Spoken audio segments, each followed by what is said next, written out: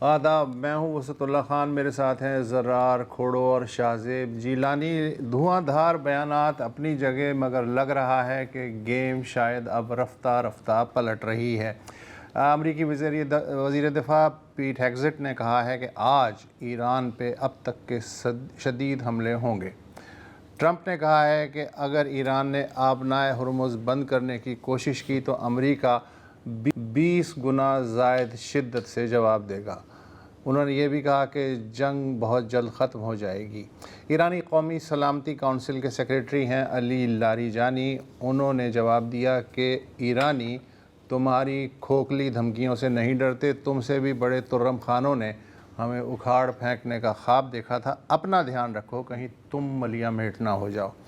Fox news کو interview دیتے ہوئے ٹرمپ صاحب نے کہا کہ ایران بات چیت کرنا چاہتا ہے، مگر ہم اس بات چیت کی شرائط دیکھ کے ہی مذاکرات کے بارے میں فیصلہ کریں گے۔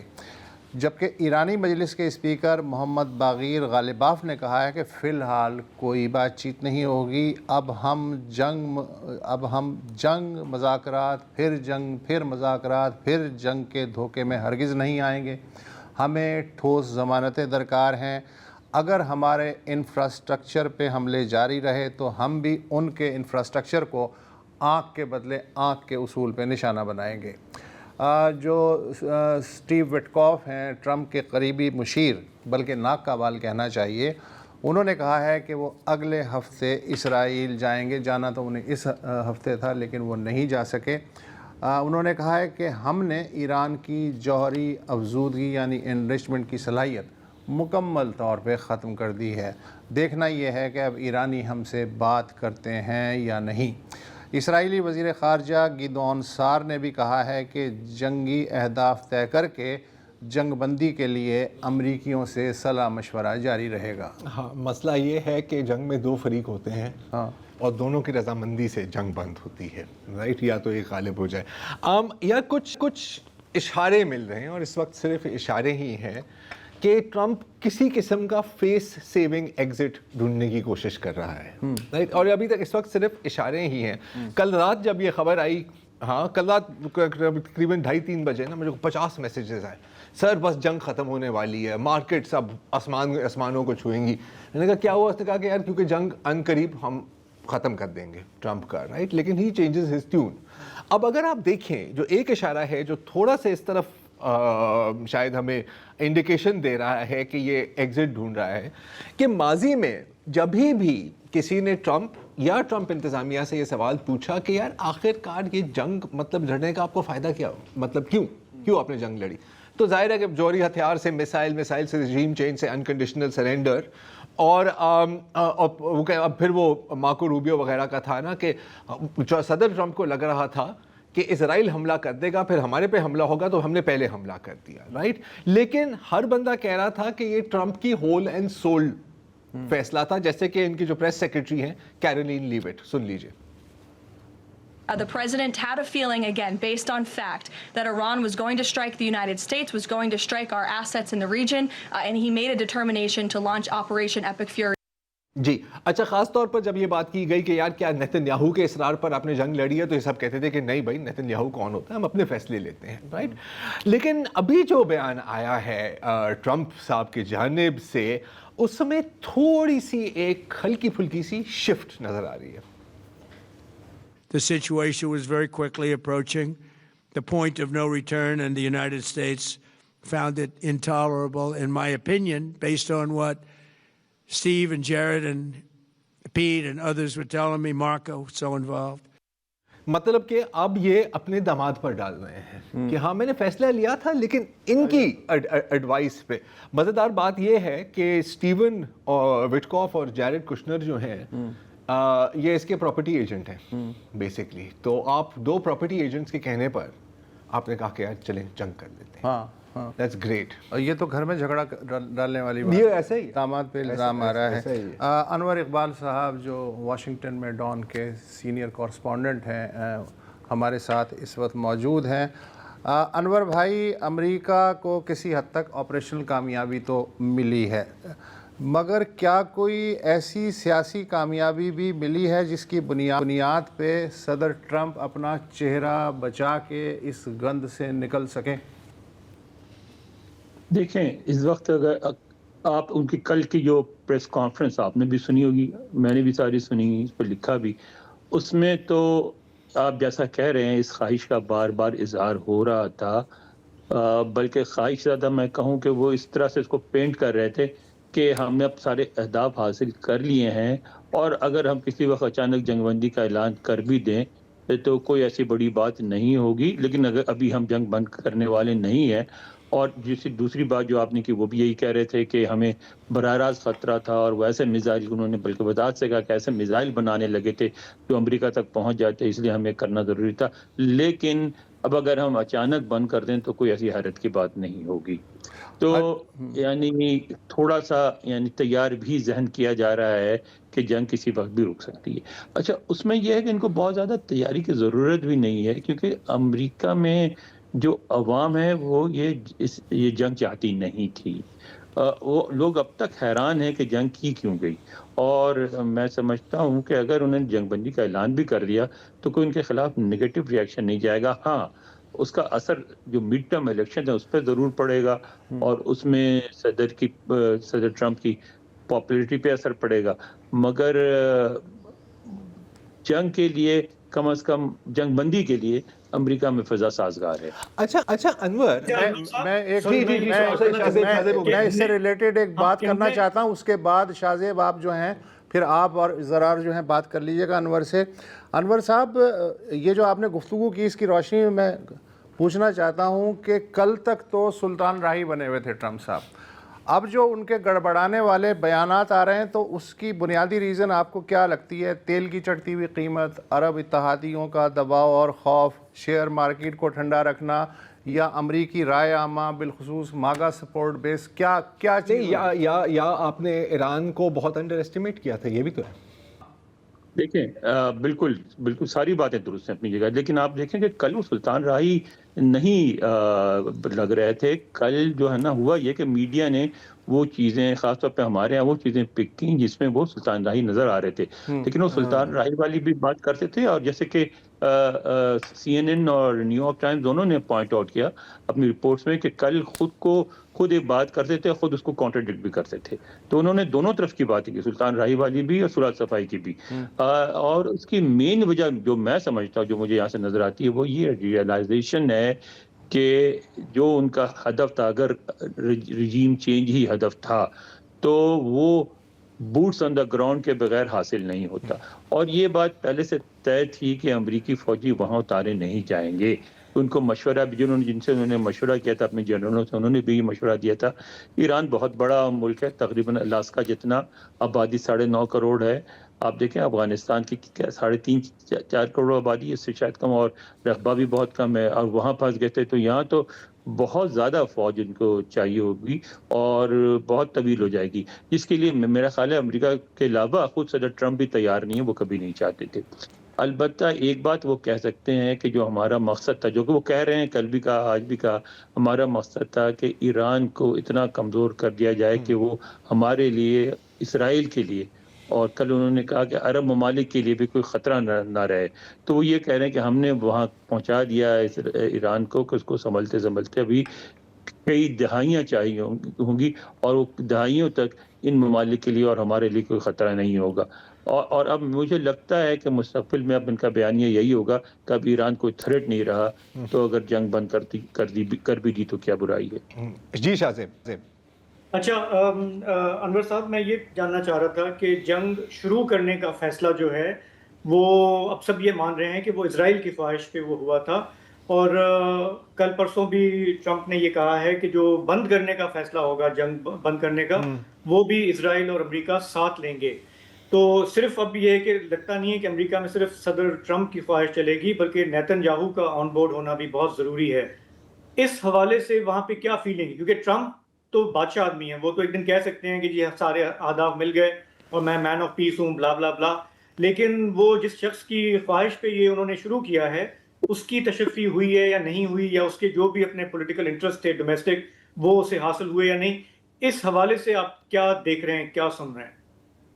نہیں میں بتاؤں آپ کو, اس طرح ہماری ریڈنگ غلط ہے. یعنی جنگ کی شروع کرنے میں ضرور ان کی خواہش شامل رہی ہوگی نتنیاہو کی, لیکن ختم کرنے میں یہ خواہش نہیں ہے کہ نتنیاہو کی مرضی ہو تو کریں گے, بلکہ خواہش یہ ہے کہ جنگ ختم ہونے کے بعد جو بھی یعنی پازیٹیو یا نیگیٹو ریاکشن ہو اس کی ذمہ داری نتنیاہو بھی لیں. اکیلے وہ نہیں لینا چاہتے ہیں, وہ یہ کہنا چاہتے ہیں کہ دیکھیں خود اسرائیل نے بھی کہا تھا کہ اب بند کر دو, وہ اس لیے یہ بات کی جا رہی ہے. اچھا انور, ایک آخری سوال, اور وہ یہ ہے کہ اب یہ جب شروع ہوئے تھے نا تو یہ مطلب میکسیمم ڈیمانڈز کے ساتھ آئے تھے نا, رجیم چینج, انکنڈیشنل سرنڈر. اب ہم جانتے ہیں کہ پیٹ ہیزگتھ کا بیک گراؤنڈ کیا ہے, آپ اچھی طرح سے جانتے ہیں, کہ کسی دن تفصیلی بات ہوگی اس کے اوپر. کیا یہ واقعی ہی سمجھتے تھے کہ صرف ایک فضائی کیمپین اور اسیسینیشنز کے ذریعے یہ رجیم چینج کر سکتے ہیں؟ مطلب جیسے آپ نے ابھی ذکر کیا کہ اس پہ بات پہ تو سب متفق ہیں نا کہ سر جب تک آپ وہاں پر ڈپلائمنٹ نہیں کریں گے, گراؤنڈ پر آکیوپائی نہیں کریں گے, رجیم چینج نہیں ہو سکتی. تو یہ جنگ کرنے سے پہلے میں آپ سے یہ سوال نہیں پوچھ رہا کہ کیا سوچ رہے تھے, میں آپ سے سوال پوچھ رہا ہوں کہ کیا یہ سوچ بھی رہے تھے یا نہیں؟ دیکھیں یہ بہت آپ نے بڑا اہم سوال کیا ہے, اس لیے کہ انہی دنوں آپ کو یاد ہوگا ان کی جو نیشنل انٹیلیجنس رپورٹ ہوتی ہے جس میں 12 انٹیلیجنس ایجنسیز کی مشترکہ رپورٹ ہوتی ہے, وہ اس میں کہا گیا تھا کہ نہیں یہ ممکن نہیں ہے, regime change boots on the ground کے بغیر ممکن نہیں ہے. اور اس کے علاوہ جو ان کے جو chairman joint chief of staff ہیں انہوں نے بھی کئی دفعہ کہا تھا کہ یہی بات کی تھی کہ بوٹس آن دا گراؤنڈ کے بغیر یہ ممکن, رجیم چینج ممکن نہیں ہے اور بوٹس آن دا گراؤنڈ کا کوئی ہمارا ارادہ نہیں ہے. تو مجھے کبھی یہ لگتا ہے کہ آپ ان دنوں پتہ نہیں پاکستان میں آپ دیکھ سکتے تھے یا نہیں, یہاں مسلسل سوشل میڈیا پہ ایک بھرمار تھی ایسی ویڈیوز کی جس میں یقین دلایا جا رہا تھا کہ ادھر آپ داخل ہوں گے ادھر یعنی آپ بامبنگ کریں گے اور ایرانی عوام جو ہے وہ بالکل فوراً ان کو اٹھا کے پھینک دے گی اور اس کے بعد وہاں نئی حکومت بن جائے گی اور پھر آپ کو ویلکم کیا جائے گا. تو وہ ایک فضا سی بن گئی تھی کہ بس اب جانے کی دیر ہے اور ایرانی تیار. یار انور سوری آپ کی بات کاٹ رہا ہوں, یہ تو اور بھی خطرناک بات ہوئی نا, یہ تو عراق میں نہیں یہ سب کچھ چھوڑو یار, آپ پوائنٹ مس کر رہے ہو. ایک جانب تمام آپ کی انٹیلیجنس ایجنسیز کہہ رہی ہیں کہ سر ایسا نہیں ہوگا, دوسری جانب اپنے ٹویٹر پہ 3 ویڈیوز دیکھ لی اور کہا کہ ہاں یار کیا یہ از دس دی کیلکولیشن؟ بیکاز آپ جانتے ہیں کیلکولیشن تو نہیں ہے, صرف امکانات کی بات کر رہا ہوں, کیونکہ یہ بات تو بالکل درست ہے کہ ان کے نیشنل انٹیلیجنس رپورٹ میں بھی کہا گیا تھا اور ان کے chairman joint chief of staff جس کے آپ کو یاد ہوگا کہ اس پہ صدر ٹرمپ نے ناراضگی کا بھی اظہار کیا تھا. بالکل, تو وہ انہوں نے چیئرمین نے بھی کہا تھا کہ نہیں بوٹس آن دا گراؤنڈ کے بغیر رجیم چینج نہیں ہوگا اور اس کے لیے ہم تیار نہیں ہیں. یہ کچھ یوں نہیں ہے کہ یار چلو ٹرائی کر لیتے ہیں, دیکھتے ہیں کیا ہوتا ہے. مجھے تو اسی طرح کی نا کہ لیٹس سی واٹ ہیپنس. ٹھیک ہے, کوئی سوال ہے تو میرا خیال ہے کہ انور صاحب آپ کو بھی مجھے پتا ہے آپ کافی بزی ہیں, آپ نے آگے جانا ہے. بہت آپ کا شکریہ. وقفہ لے لیں. یہ جو ایسکلیشن لیڈر کہتے ہیں نا ہمیں, اچھا اس کو لیڈر کیوں کہتے ہیں؟ کیونکہ آپ نیچے سے اوپر جاتے ہیں سلولی, سیڑھی. یہ لوگ اتنے اوپر, ایک ہی پہلے دن پر جب آپ نے آیت اللہ خامنئی کو قتل کر دیا, آپ نے تو الٹیمیٹ ایسکلیشن سے آپ شروع ہوئے ہیں. مطلب کہ آپ 5ویں سر سے سر آپ چھت پہ پہنچ گئے ہیں اور آپ نے ایسکلیشن کی جو سیڑھی ہے اس کو آگ لگا دی اور آپ کہہ رہے ہیں کہ یار کوئی ریمپ دے دے تاکہ میں نیچے آ جاؤں. اب شاہزیب اور وسط یہ بات میں آپ دونوں سے ڈسکس کرنا چاہ رہا تھا پورے دن کہ دیکھیں اگر آپ ہم کیسے تعین کرتے ہیں کہ جنگ میں جیتا کون ہے اور ہارا کون ہے. ہمیں پہلے ان کے مقاصد دیکھنے ہوتے ہیں نا کہ آپ نے اسٹیٹمنٹ کیا ہے, آپ نے کیا کہا ہے کہ آپ حاصل کرنا چاہ رہے ہیں. اب ہم جانتے ہیں پہلے جوہری پروگرام, پھر میسائلز, پھر رجیم چینج, پھر انکنڈیشنل سرنڈر. اب اس سے تم نیچے کیسے آ سکتے ہو از دا کوسچن, رائٹ. اور نیچے آنے میں مسئلہ, ایک سب سے بڑا مسئلہ جو ہے وہ ہے ٹرمپ کی اپنی نفسیات. ہم اچھی طرح سے جانتے ہیں کہ یہ ایک نرگسی مزاج کا مالک ہے, کمپلیٹ نارسسسٹ ہے. اور شاہزیب I'm sure آپ اگری کریں گے کہ اگر ایک چیز ہم نے دیکھی ہے ٹرمپ کے بارے میں کہ وہ یہ بات برداشت نہیں کر سکتا کہ میں کمزور لگوں, کہ لوگ مجھے کمزور سمجھے اور میرا مذاق اڑائیں. آپ کو یاد ہوگا جب کیمپین میں کسی نے کہا تھا کہ اس کے تو بڑے چھوٹے ہاتھ ہیں, بھائی نے اگلی 20 سپیچز میں اپنے ہاتھ دکھائے تھے پورے کراؤڈ کو کہ یار دے آر ونڈرفل ہینڈز. مطلب یہ باتیں چبھتی ہیں ایسے. سو دس از اے ہیوج پرابلم. اور پھر دوسری جانب اگر ہم ایران کے مقاصد دیکھیں, ایران کے مقاصد کیا ہیں؟ ہم نے سروائیو کرنا ہے, ہمارے پولیٹیکل اور سیکورٹی سٹرکچرز سروائیو کریں. اور آخری بات میرا خیال ہے کہ پچھلی جنگ سے جو ایک سبق شاید ایران نے سیکھا ہے وہ یہ ہے کہ یار ہم نے اتنا نہیں کیا کیونکہ اگلے سال دوبارہ ہمارے پہ جنگ ہوئی. ابھی اس وقت آپ اچھی طرح سے جانتے ہیں مین کمانڈ تو IRGC کے پاس ہے نا, پاسداران کے پاس ہے, اور وہ تو جانتے ہی صرف جنگ ہے. تو ان کا تو گول ہوگا کہ نہیں سر ہم جنگ روکیں گے, اور اتنا نقصان کرنے کے بعد یا اتنا سروائیو کرنے کے بعد کہ اگلے کم از کم 3-4 سالوں تک ہمارے پہ جنگ نہ ہو. میری تو ریڈنگ یہ ہے. یار یہ آپ اوری گولڈبرگ کو جانتے ہیں؟ نام سنا ہے میں نے. یہ اسرائیل کے بہت اچھے کمنٹیٹر ہیں. آپ تو آج بات کر رہے ہیں نا, یہ جنگ 28 کو شروع ہوئی ہے, 28 فروری کو. 2 مارچ کو ان کا ایک آرٹیکل چھپا ہے, آج سے 1 ہفتے پہلے. مجھے ایسا لگ رہا ہے جیسے انہوں نے آج دوپہر کو ہی یہ آرٹیکل لکھا ہے. وہ لکھتے ہیں 2 مارچ کو کہ نیتن یاہو نہ صرف غزہ میں اپنے اہداف حاصل کرنے میں ناکام ہو گئے بلکہ 7 اکتوبر 2023 کو حماس کے اچانک حملے سے بے خبری کا الزام بھی ان کی سیاست سے اس وقت بھوت بن کے چمٹا ہوا ہے. اب انہیں ایران پہ کسی بھی طرح کی فتح کی صورت میں ایک ایسی ٹرافی چاہیے جسے اٹھا کے وہ اگلے الیکشن میں جو چند مہینے بعد ہونے والے ہیں بطور نجات دہندہ اپنے ووٹروں کے سامنے جا سکیں.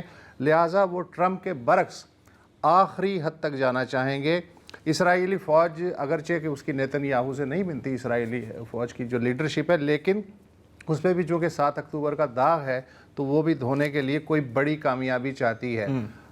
ٹرمپ کا مسئلہ یہ ہے گولڈبرگ صاحب کے کہنے کے مطابق کہ ٹرمپ نے وینزویلا پہ قبضے کا جو کارنامہ انجام دیا ہے, ممکن ہے کہ ووٹر اسے نومبر میں ہونے والے کانگریس کے انتخابات تک یاد نہ رکھ پائیں.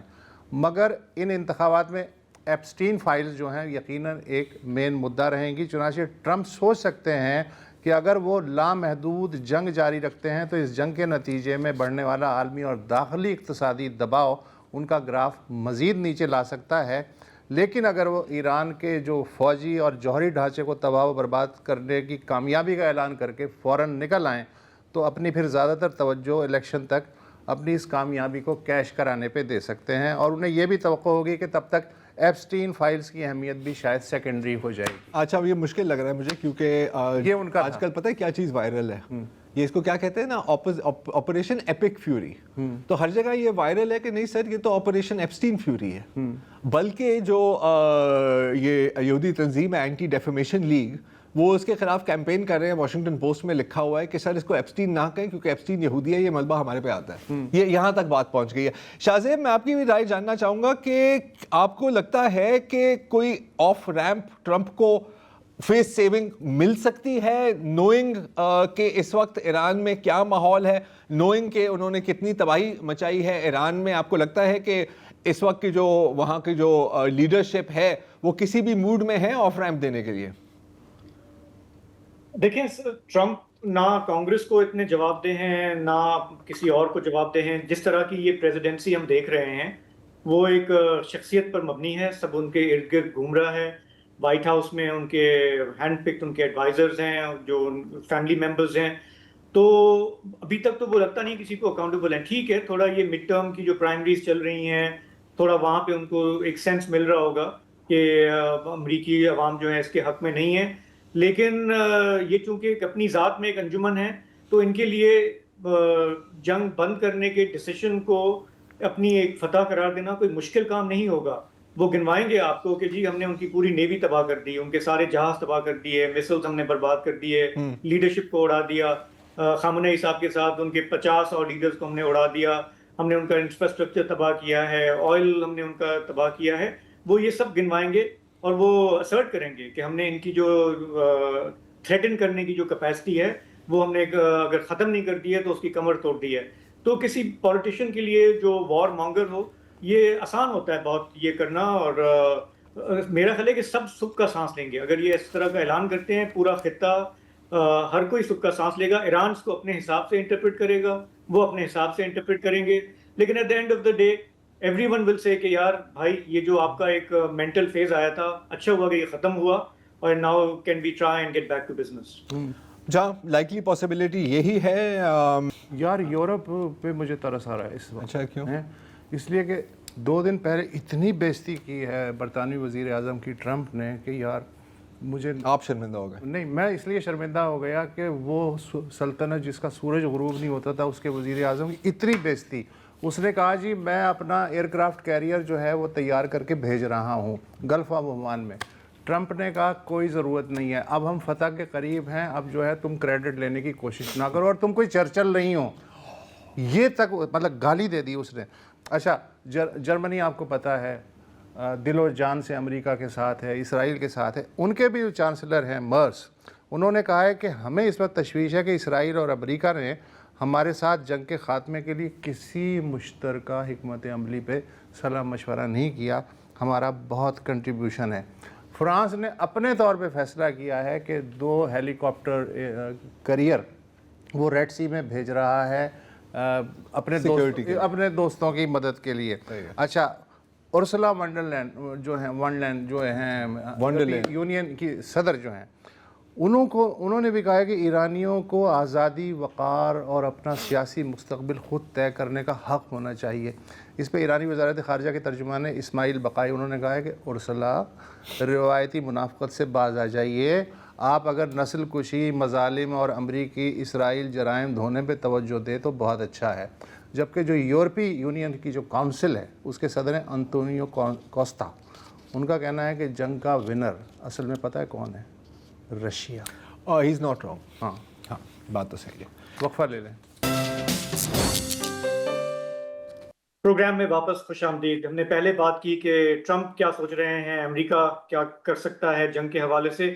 پروگرام کے اس حصے میں دیکھتے ہیں کہ ایران کی طرف سے جو اس وقت جو حملے ہو رہے ہیں انہیں کون روک رہا ہے، جو آفینسو ہے وہ کون کر رہا ہے. تو یہ بات ہم جانتے ہی ہیں کہ پاسداران انقلاب جو ہے ان کا سب سے زیادہ اثر ہے ایران کے اندر، چاہے وہ فوجی لحاظ سے ہو یا دوسرے لحاظ سے ہو. تو ایرانین ریولوشنری گارڈ کورپ، اس حصے میں پروگرام کے تھوڑا اس پہ ڈیپ ڈائیو کرتے ہیں کہ یہ کیا فورس ہے اور کیوں اتنی طاقتور ہے اور اس کے کیا سٹرکچر کیا ہے. تو اس کے جو موجودہ کمانڈر ہیں وہ ہیں میجر جنرل احمد واحدی. انہیں 1 مارچ کو متعین کیا گیا کیونکہ جو پچھلے کمانڈر تھے ان کو اسرائیل امریکہ کے حملوں میں ان کی جان اس میں چلی گئی تھی.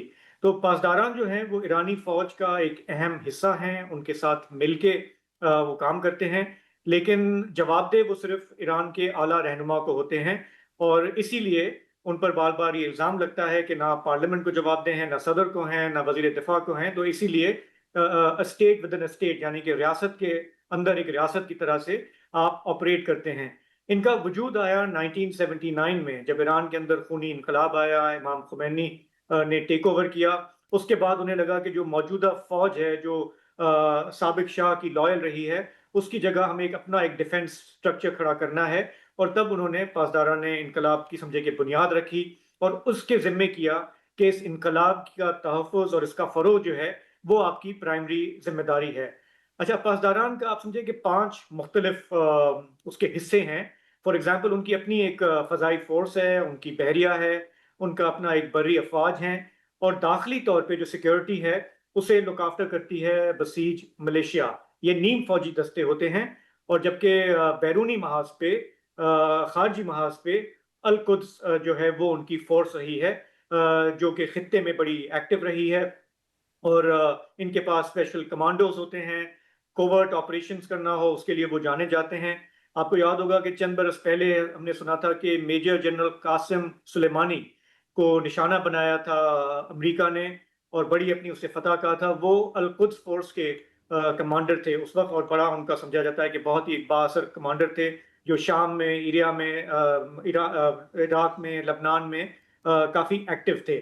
اچھا اب کہنے کو IRGC جو ہے وہ ایک فوج ہے اور اس کا کام ایران کا دفاع ہے، لیکن ظاہر ہے کہ اس کا ایران کی خارجہ پالیسی میں بہت اہم کردار ہے. ہتھیاروں کی خرید و فروخت ہو، بیلسٹک میسائل پروگرام ہو، نیوکلیئر پروگرام ہو، ان سب معاملات کو آپ سمجھیں کہ یہ پاسداران جو ہیں یہ ان کے حوالے ہوتا ہے. باقی جو پولیٹیشنز ہیں وہ ان کو اتنا اس کے بارے میں نہ پتہ ہوتا ہے، نہ ان کا اتنا اثر و رسوخ ہے. ایک اندازے کے مطابق پاسداران کے پاس کوئی 2 لاکھ جوان ہیں، جن میں سے 1,90,000 کے بارے میں کہا جاتا ہے کہ وہ ایکٹیو ڈیوٹی میں ہیں، جبکہ کوئی 60,000 جو ہے وہ سمجھیں کہ ریزرو فورس ہے. تو یوں سمجھیں کہ کوئی 2 لاکھ کے قریب جو ہے وہ یہ فورس ہے. اچھا، امریکہ اور یورپین یونین ہم جانتے ہیں وہ انہیں کہتے ہیں کہ یہ دہشت گرد ہیں، ان پر پابندیاں ہیں، سینکشنز ہیں وغیرہ وغیرہ. IRGC کا جو ایک اہم رول ہے جس پہ زیادہ بات نہیں ہوتی وہ یہ ہے کہ کس طرح اوور دا ڈیکیڈز انہوں نے خود کو ڈیولپ کیا ہے ایز اے بزنس یا ایک کمرشل اینٹی کے طور پہ. اور جن لوگوں نے اس کو اسٹڈی کیا ہے وقتاً فوقتاً وہ کہتے ہیں کہ ملک کے اندر جو اکانومی ہے اس میں ان کا ایک بڑا حصہ ہے، مطلب 1/3 سے زیادہ ایک اندازے کے مطابق پاسداران جو ہیں وہ حاوی ہیں مختلف شعبوں پر، اور ان کی فرنٹ کمپنیز ہوتی ہیں، کہیں پہ وہ ڈائریکٹلی انوالو ہیں، کہیں پہ وہ انڈائریکٹلی فرنٹ کمپنیز کے تھرو جو ہے وہ اکانومی کو کنٹرول کرتے ہیں یا وسائل کو کنٹرول کرتے ہیں. تو اس میں جو کہا جاتا ہے کہ جب ایران عراق کی جنگ ہوئی تھی تو سب سے پہلے جو ہے انہوں نے جو شروعات کی لاجسٹکس اور انجینئرنگ کے حوالے سے کہ ہمیں جنگ کو دیکھنا ہے، فیڈ کرنا ہے. تو یہ 2 چیزیں جو ہے یہ ہمارے پاس ہونی چاہیے. آہستہ آہستہ جو ہے سمجھیں کہ رائتہ پھیلتا گیا اور ان کا اثر جو ہے وہ اکانومی میں بڑھتا چلا گیا. ایران کے اب چاہے قدرتی وسائل ہوں، گیس ہو، آئل ہو، اس میں بڑا ان کا حصہ ہے. تہران کی جو اسٹاک مارکیٹ ہے اس میں کہا جاتا ہے کہ پاسداران یا اس کی جو فرنٹ کمپنیز ہیں وہ بہت ایکٹیو ہیں، ان کا بڑا کلیئر رول ہے. اس کے علاوہ بھی آپ ٹرانسپورٹ لے لیں، انفراسٹرکچر لے لیں، ٹیلی کمیونیکیشن لے لیں، مطلب کہ تقریباً ہر چیز میں کہا جاتا ہے کہ پاسداران یا ان کی فرنٹ کمپنیز کا اہم رول ہے. کنسٹرکشن کمپنیز کی اگر بات ہو تو یہ بھی کئی جگہ پہ رپورٹ ہوا ہے کہ جو بڑے بڑے ٹھیکے ہیں وہ ان کی جو فرنٹ کمپنیز ہیں ان کو دے دیے جاتے ہیں، اور اکثر اس کی کوئی اوپن بیڈنگ بھی نہیں ہوتی ہے. کہتے ہیں کہ اگر یہ بھائی لوگوں کے آگے ہیں لوگ تو بس یہ ٹھیکہ انہی کو دینا ہے. تو یہ جو نظام چلتا آیا ہے اسی وجہ سے ہم دیکھتے ہیں کہ ایران کے اندر جب کبھی احتجاج ہوا، مظاہرے ہوئے، تو لوگ یہ دیکھ رہے ہوتے ہیں کہ یہ ایک ادارہ جو ہے یہ اتنا حاوی ہو گیا ہے اور اس کو کوئی کویسچن نہیں کر سکتا. وہ نیشنل سیکیورٹی کے نام پہ جو چاہے وہ کرے. تو جب وہاں پہ کرپشن کی بات ہوتی ہے تو ظاہر ہے کہ وہاں پہ اجازت نہیں ہے اور بہت ہی سخت لاز ہیں، اٹھا کے لے جاتے ہیں، لوگوں کو جیلوں میں ڈال دیتے ہیں. لیکن یہ ایک چیز ہے جو وہاں پہ مسلسل ایک لمبے عرصے سے چلتی آئی ہے. اچھا، خود اگر آپ ان کے کمانڈرز وغیرہ سے بھی اگر آپ بات کریں تو وہ بولیں گے کہ دیکھیں ہمارا ملک ایک نازک دور سے گزر رہا ہے، ہمارے اتنے اینیمیز ہیں، ہمارے سرحدوں پر خطرات منڈلا رہے ہیں، اور اس لیے جب آپ اپنے آپ کو نفسیات یہ بن جاتی ہے کسی ملک کی تو وہ کہتے ہیں کہ ہم تجارت تو کر نہیں سکتے، سینکشنز ہیں ہم پہ، تو آپ ایک وار اکانومی ڈیولپ ہو جاتی ہے، اور اس میں ظاہر ہے کہ ڈیپ انٹرسٹ جو ہے وہ پاسداران کا ڈیولپ اس میں ہو چکا ہے. تھوڑی سی بات میں کرنا چاہ رہا ہوں بسیج ملیشیا پہ، جو کہ ہم نے پہلے بھی کہا کہ یہ ان کا جو انٹرنل جو رول ہے وہ I mean in some ways they are very hated، کیونکہ سویلین جو ہیں وہ انلسٹ ہوتے ہیں، کنٹرول جو ہے پاسداران کے پاس ہوتا ہے، نوجوان ہوتے ہیں، ورکنگ کلاس سے لوگ اس میں انلسٹ کیے جاتے ہیں، اور ان کے ذمہ جو کام ہے وہ ہے سرکار کی جو نظریاتی اساس ہے اس کا تحفظ کرنا. تو کوئی اگر کویسچن کرے تو اسے اٹھا لیا جائے، کوئی مظاہرے ہو رہے ہوں تو کاؤنٹر پروٹیسٹ کیے جائیں، ان کو کس طرح سے کچلنا ہے.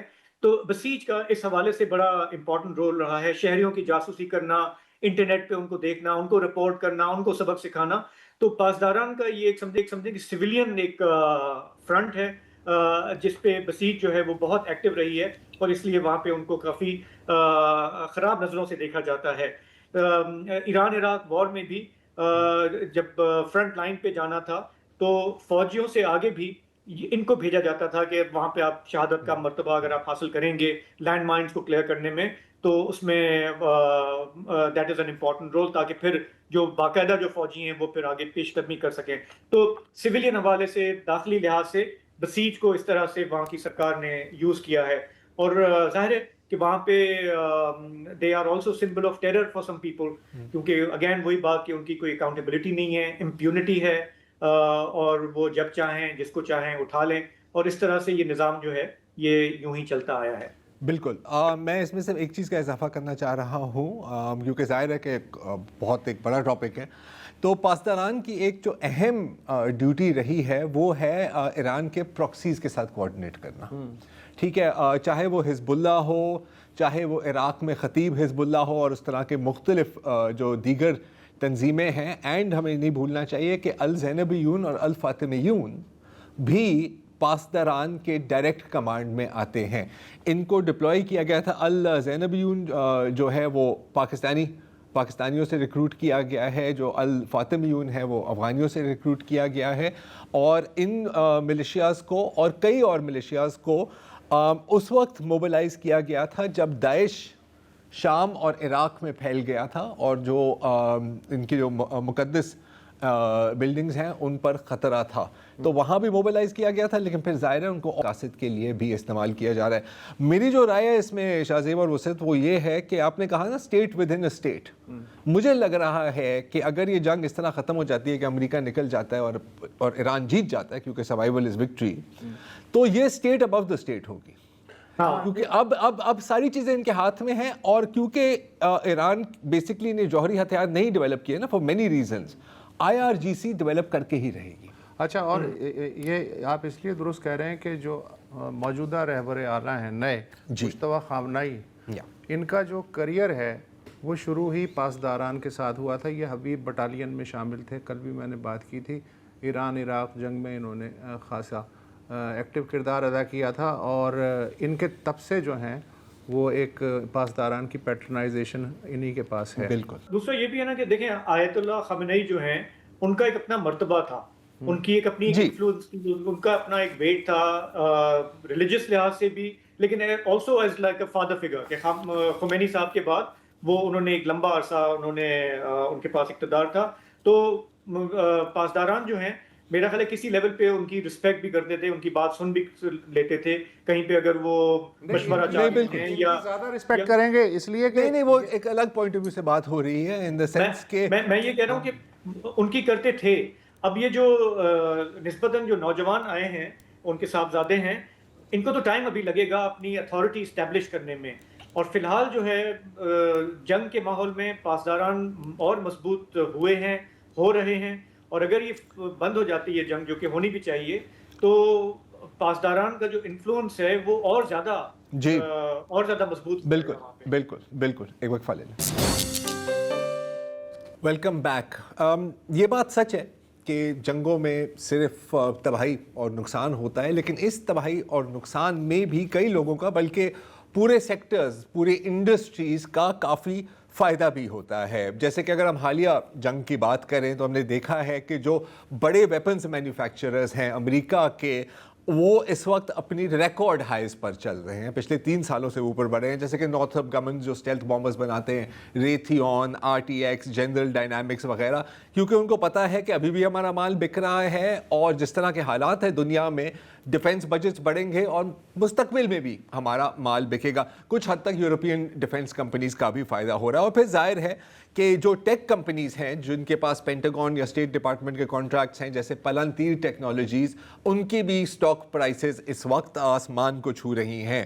اور تیل کمپنیز کا بھی کچھ حد تک اس وقت تک عارضی فائدہ ہو رہا ہے. ایکزون موبل جو ہیں, اور شیل اور ٹوٹال, ان کی بھی قیمتوں میں اور شیئر پرائسز میں کچھ اضافہ ہو رہا ہے. اچھا, یہ کوئی مطلب ڈھکی چھپی بات نہیں ہے, لیکن اس کے ساتھ ساتھ ایک اور بھی گیم کھیلی جا رہی ہے. اب آپ اچھی طرح سے جانتے ہیں کہ کئی ویب سائٹس ہیں جس پر آپ سپورٹس, کرکٹ, فٹ بال, ٹینس پر آپ سٹا لگا سکتے ہیں. اس حد تک کہ آپ رن ریٹ پر بھی سٹا لگا سکتے ہیں کہ بھائی کس اوور میں کون آؤٹ ہوگا, اس پر بھی آپ چھوٹی چھوٹی شرطیں لگا سکتے ہیں.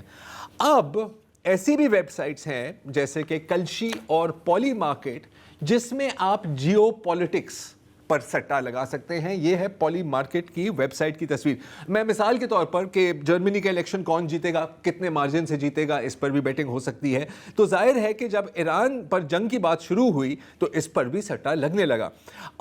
کیا جنگ ہوگی, اگر ہوگی تو کس دن پر شروع ہوگی, اور کچھ لوگوں نے اتنے پیسے بنائے ہیں کہ اب لوگوں کو شک ہو رہا ہے کہ کیا آپ کے پاس کوئی اندر کی معلومات تھیں. انسائڈر ٹریڈنگ تو نہیں ہو رہی یہاں پہ. میں آپ کو ایک مثال دیتا ہوں. ایک یوزر ہے پولی مارکیٹ پر جس کا یوزر آئی ڈی ہے مگامی مین. اچھا, مگامی مین نے شرط لگائی تھی کہ 28 فروری کو حملہ ہوگا. اس وقت پولی مارکیٹ نے کہا تھا کہ اس کا صرف 17% چانس ہے, مطلب 1:7 کا ریشو یا ایسے کچھ. اس نے لگائے پیسے تو 100 ملیں گے, اور اس کو ملے $4,30,000. اس ایک سودے میں. اچھا نہ صرف یہ, اس نے یہ بھی شرط لگائی کہ جی پہلے دن 28 تاریخ کو ہی آیت اللہ خامنہئی کو قتل کیا جائے گا, اور اس نے یہ شرط لگائی بمباری سے 3-4 گھنٹے پہلے. ٹھیک ہے, اس سودے میں بھائی کے تقریباً 5,60,000 ڈالر بنے, تو مطلب $1 ملین تو اسی دن 2 دنوں میں, ایک ہی دن میں اس نے کما لیا ہے. اچھا پھر جب اس کے اوپر تھوڑی سی لوگوں نے اس کا بیک گراؤنڈ چیک کیا کہ یار ماضی میں اس نے کس طرح کی شرطیں لگائی ہیں, تو بڑی حیران کن باتیں سامنے آئیں. 2024 میں جب 26 اکتوبر 2024 کو اسرائیل نے ایران پر ایک حملہ کیا تھا, چھوٹا سا آپریشن کیا تھا, اس نے وہ بھی ایک دن پہلے پریڈکٹ کیا تھا. 2025 کی جو جنگ تھی اس نے وہ بھی پریڈکٹ کی تھی. تو اس وقت اسرائیل میں باقاعدہ تحقیقات چل رہی ہیں کہ یار یہ کوئی ہمارا اپنا بندہ تو نہیں ہے, پرچہ آؤٹ ہے, پرچہ آؤٹ ہے. اچھا صرف یہ انویسٹیگیشن میں نہیں ہے, اسی سال فروری میں اسرائیل نے کئی فوجیوں کو گرفتار کیا ہے, کچھ انٹیلیجنس افسر ہیں, کچھ ریزروسٹ ہیں, اور کچھ سویلینز بھی ہیں, کہ بھائی آپ جس چیزوں پر شرطیں لگا رہے ہو یہ تو آپ اپنی کلاسیفائڈ انفارمیشن کی بنیاد پر لگا رہے ہو. تو ان کو اس وقت گرفتار کیا ہوا ہے. شن بیت بھی اس کے اندر انوالو ہو گئی ہے, ظاہر ہے کیونکہ ملٹری انٹیلیجنس کی گیم یہاں پہ شروع ہو گئی نا. تو یہ چیزیں چل رہی ہیں. اب انٹرسٹنگ میں آپ کو ایک بات بتاؤں کہ امریکہ میں بھی اس کے اوپر آوازیں اٹھ رہی ہیں. ابھی حال میں کچھ سینیٹرز نے کہا ہے کہ جی کسی بھی کانگریس مین اور سینیٹر کو اجازت نہیں ہونی چاہیے کہ اس طرح کے مارکیٹس پہ آپ بیٹ کریں. آپ سمجھیں کہ آپ ابھی کمیٹی میٹنگ میں سے نکلے ہیں, آپ کو پتہ ہونے چاہیے, آپ کسی کو کہہ دو کہ یار $5 لاکھ لگا دیں اس کے اوپر. اچھا اس سے پھر بایس بھی ہوتا ہے, کیونکہ اگر آپ نے پیسے لگائے ہوئے ہیں تو پھر تو آپ چاہیں گے کہ حملہ ہو, اور اگر یہ لوگ چند ووٹوں کے لیے کئی لاکھ لوگوں کو قتل کر سکتے ہیں تو کچھ بھی کر سکتے, تو پیسے کے لیے تو آپ کچھ بھی کر سکتے ہیں. اب آئی پنچ لائن. اوکے, پولی مارکیٹ اور کلشی دونوں جو کمپیٹیٹر کمپنیز ہیں, ان دونوں کا سب one of the biggest investors پتہ ہے کون ہے؟ ڈونلڈ ٹرمپ جونیئر, ٹرمپ صاحب کے بیٹے, جس کو پیار سے ڈون جونیئر کہا جاتا ہے. نہ صرف یہ دونوں کمپنیز کے بورڈ پر ہے. ہاں مطلب کہ آپ سمجھو کہ آپ ٹویوٹا کے ساتھ بھی ہو اور سوزوکی کے ساتھ بھی ایٹ دا سیم ٹائم. ایک اور بڑی مزیدار بات, پولی مارکیٹ کے اوپر پہلے بھی کئی سوالات اٹھائے گئے ہیں کہ یار یہ تو انسائڈر ٹریڈنگ ہو سکتی ہے, کیا یہ ہونا بھی چاہیے یا نہیں. تو پولی مارکیٹ کے خلاف ایک پوری انویسٹیگیشن ہو رہی تھی امریکہ میں, اور یہ بالکل محض ایک اتفاق ہے کہ جیسے ہی ڈونلڈ ٹرمپ جنوری میں صدر بنے تو وہ انویسٹیگیشن ڈراپ ہو گئی. تو یہ چل رہا ہے یہاں پر. اچھا ایک اور جو ممکنہ فائدہ ہوگا وہ ہوگا فارمر ریٹائرڈ فوجیوں کو اور ٹیکنیشینز کو. وہ کیسے؟ کیونکہ ابھی میں پڑھ رہا تھا مڈل ایسٹ آئی میں, اگر وہ آرٹیکل ہے ہمارے پاس تو دکھا سکتے ہیں, مڈل ایسٹ آئی میں کہ جو گلف خلیجی ریاستیں ہیں وہ اب پرائیویٹ ملٹری کمپنیز سے رجوع کر رہی ہیں کہ جی ہمیں ریڈار چلانے والے لوگ چاہیے, ہمیں پائلٹس چاہیے, اور ہمیں یہ ٹیکنیشینز. یار یہ اتنے مہنگے مہنگے کھلونے کیوں خرید لیتے ہیں؟ بات نہیں, کھلونے چلانے کے لیے بھی لوگ چاہیے ہوتے ہیں نا. اور انٹرسٹنگ بات یہ ہے کہ وہاں پر وہ جو جس سیکیورٹی کمپنی کے بندے کو کوٹ کیا تھا, اس نے کہا کہ یار اب وہ کہہ رہے ہیں کہ ہمیں امریکن اور برٹش نہیں چاہیے, کیونکہ انہوں نے کہا تھا کہ یار آپ 100% محفوظ ہوں, کوئی مسئلہ ہی نہیں ہے, تسی ٹینشن نہ لو, اور ہمارا حال دیکھو. تو ان کے مطابق اس وقت وہ مسلم ممالک کے ریٹائرڈ پرسنل کو ٹارگیٹ کر رہے ہیں, جو سستے بھی ہیں اور شاید زیادہ پریکٹیکل بھی ہیں. ایجپشین پاکستانی ایٹسیٹرا ایٹسیٹرا, شاید ترکش, ایرانیوں کو بھی ریکروٹ, شاید بعد میں. اینی وے یہ بھی ہو رہا ہے دنیا میں جی. تو آج کے لیے اتنا ہی, اجازت دیجیے, خدا حافظ.